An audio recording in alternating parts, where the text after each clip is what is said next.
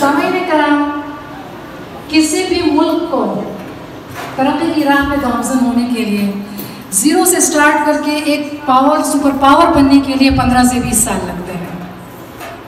अगर इसकी मिसाल देखी जाए तो दुनिया में ऐसे बहुत से ममालिक हैं जिन्होंने 15 से 20 साल के अरसे में अपने आप को कहाँ से कहाँ पहुँचाया।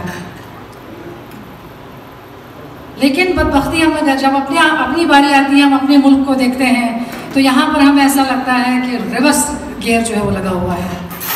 चाइना की मिसाल हमारे सामने है। 49 में चाइना जो है वो आज़ाद हुआ और पाकिस्तान पहला मुल्क था जिसने यूनाइटेड नेशन में चाइना को एज अ फ्री स्टेट जो है वो एक्नॉलेज किया, जिसकी वजह से आज तक वो चाइना पाकिस्तान की दोस्ती का हक अदा कर रहा है। जर्मनी को 60 की दहाइयों में इतनी बर्बादी हुआ था दूसरी जंग अज़ीम के बाद कि मलबे के सिवा उनके पास कुछ भी नहीं बचा था और 14 ममालिक जो उसको इमदाद देने वाले कंट्रीज़ थे उसमें पाकिस्तान भी शामिल था।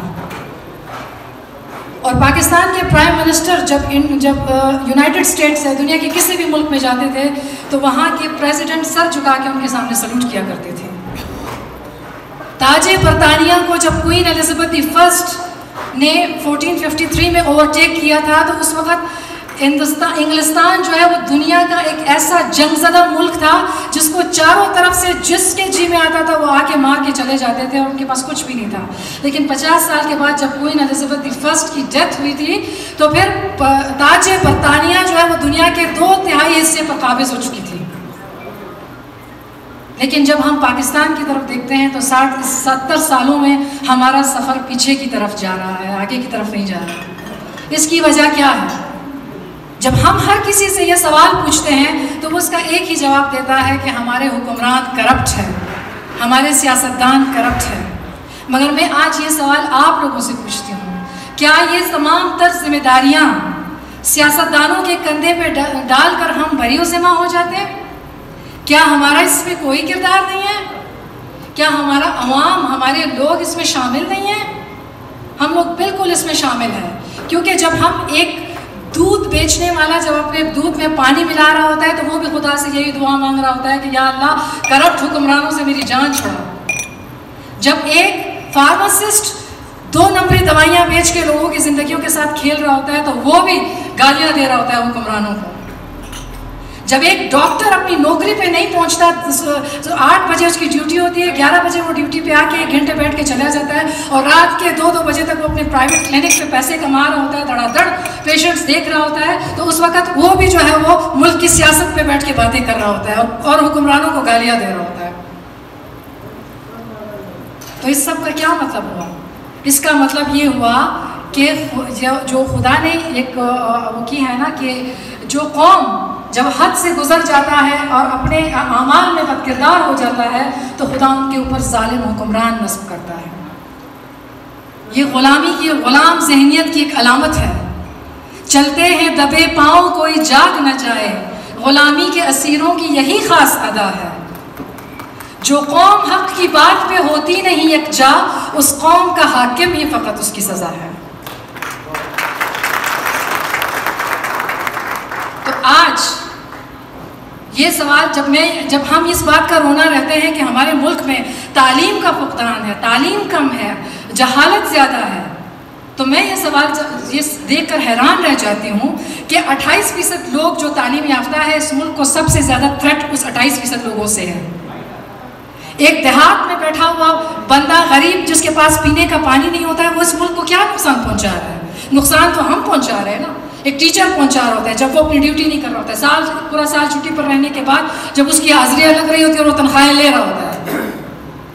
एक डॉक्टर पहुंचा रहा है, एक इंजीनियर पहुंचा रहा है, एक ब्यूरोक्रेट पहुंचा रहा है। इस मुल्क को थ्रेट इसका तालीम याफ्ता लोग पहुंचा रहे हैं।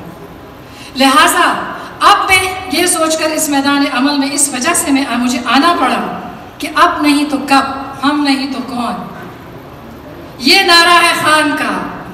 क्योंकि आज इस मायूसी के दलदल में जिससे हम फंसे हुए थे बुरी तरह से पाकिस्तान की सियासत में, जहाँ पे हमें कोई उम्मीद की किरण, कोई रोशनी की किरण नजर नहीं आ रही थी, ऐसे में खान का वजूद हमारे लिए रहमत खुदाबंदी साबित हो रहा है। तो क्यों हम वो कौम बने हुए हैं कि जब हमसे कोई लीडर छिन जाता है 100 साल के बाद हम उसके लिए रोने बैठ जाते हैं और उसकी अजमत की मिसालें देते हैं उसके कि हमारा फला लीडर इतना अजीम था, तो जब वो तब तक वो जिंदा होता है हम उसकी कदर क्यों नहीं करते, क्यों उसका साथ नहीं देते, क्यों उसके साथ खड़े नहीं होते।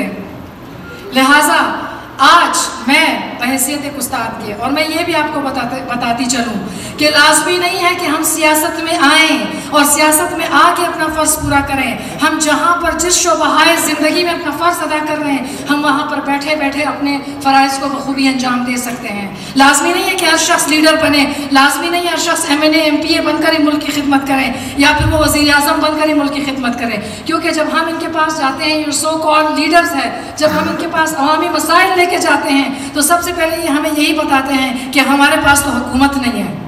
तो गोया आपने कसम खाई हुई है कि जब तक हुकूमत नहीं मिलेगी हम किसी को पानी का गिलास तक नहीं पिलाएंगे। क्या ये सब कुछ हुकूमत करने के लिए है? लीडर हुकूमत करने के लिए नहीं होता, लीडर हर हाल में लीडर होता है। तो इस वजह से आज मैं ये आप लोगों से गुजारिश करती हूँ कि खान जिस मिशन को लेके चले हैं, आए आप सब उस पर लब्बैक कहें, आए अपने इस कौम परस्ती, मज़हब परस्तों और मफाद परस्तों के भीड़ को एक शिकस्त दें और इन्हें ये बताएं कि आप अभी हमारे अवाम इतने ज़्यादा बेवकूफ़ नहीं रहे हैं। अब इन चीज़ों पर आकर हमें मज़ीद जो है वो धोखा ना दें।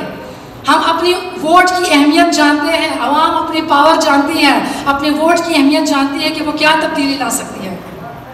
लिहाजा आप अपनी इस क़ुव्वत का मुज़ाहिरा करें, आप अपनी अक़ली शऊर का मुज़ाहिरा करें, अपनी होल से बाहर आएँ। ये नस्ली, लिसानी, मजहबी ये तमाम चीज़ें आपको डिवाइड करके बर्बादी की तरफ ले जा रही है, इससे ज़्यादा आपको कुछ नहीं दे रही है।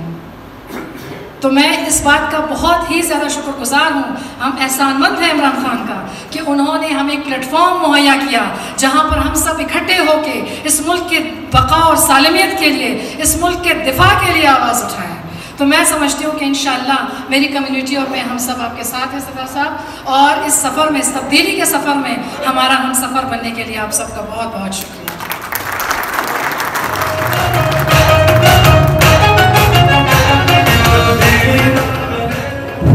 मुअज़्ज़िज़ मेहमानान गिरामी, पाकिस्तान तहरीक इंसाफ को अदल व इंसाफ के मैदान में बेशुमार कामयाबियाँ हासिल हुई है, क्योंकि तहरीक पाकिस्तान के सरबराह जनाब इमरान खान सादिक और अमीन है। अब मैं हज़ारा कबीले के पहले कानूनदान बैरिस्टर इफ्तिखार रज़ा खान को दावत देता हूँ कि वो अपने ख्यालात से हमें आगाह करें। बैरिस्टर इफ्तिखार रज़ा खान।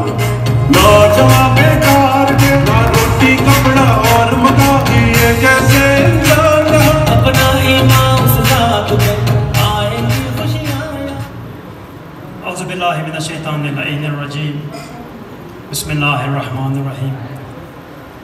व तुइज़्ज़ु मन तशा व तुज़िल्लु मन तशा। यकीनन अल्लाह ताला जिसे चाहे इज़्ज़त दे और जिसे चाहे ज़िल्लत दे।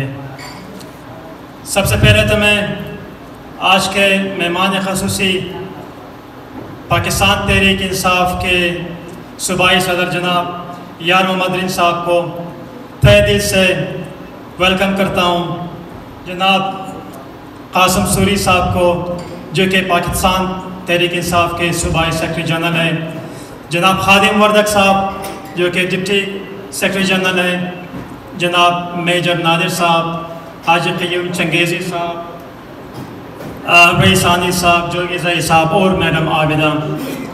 इसके साथ साथ पाकिस्तान तहरीक इंसाफ के तमाम अमायदीन, दोस्त, मुअज़्ज़िज़ीन, हज़ारा कबीले के तमाम अमायदीन और मुअज़्ज़िज़ीन को इस प्रोग्राम में शिरकत करने पर तहे दिल से शुक्रिया अदा करता हूँ कि उन्होंने अपने कीमती मसरूफियात से टाइम निकाल कर हमें इज़्ज़त बख्शी।